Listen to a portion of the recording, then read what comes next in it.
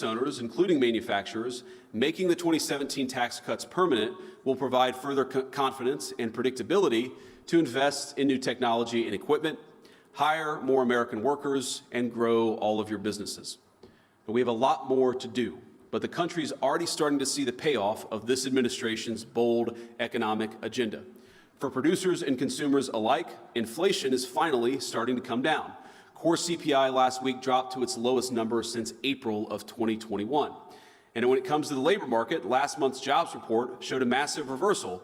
10,000 new manufacturing jobs created, where the previous year we had lost over 100,000 manufacturing jobs.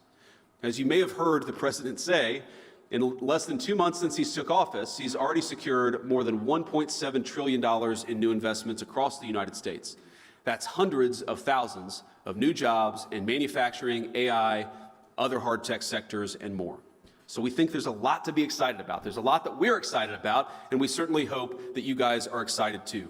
But the fundamental premise, the fundamental goal of President Trump's economic policy is, I think, to undo 40 years of failed economic policy in this country. For far too long, we got addicted to cheap labor, both overseas and by importing it into our own country, and we got lazy. We overregulated our industries instead of supporting them. We overtaxed our innovators instead of making it easier for them to build their great companies. And we made it way too hard to build things and invest things in the United States of America. That stopped 2 months ago, and it will continue to stop, and will continue to fight for American workers and the American businesses that hire them and that support them.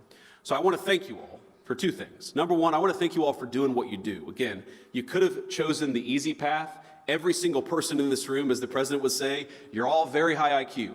You're some of the most talented people in the United States of America. You chose to build a business right here in the United States of America, and for that I'm grateful.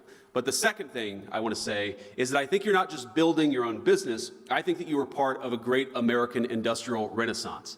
Whether it's the war of the future, the jobs of the future, the economic prosperity of the future, we believe that we must build it right here in the United States of America. So thank you all for building in America, and thank you all for building the kind of society that I want to raise my children in. God bless you all. Thanks for having me.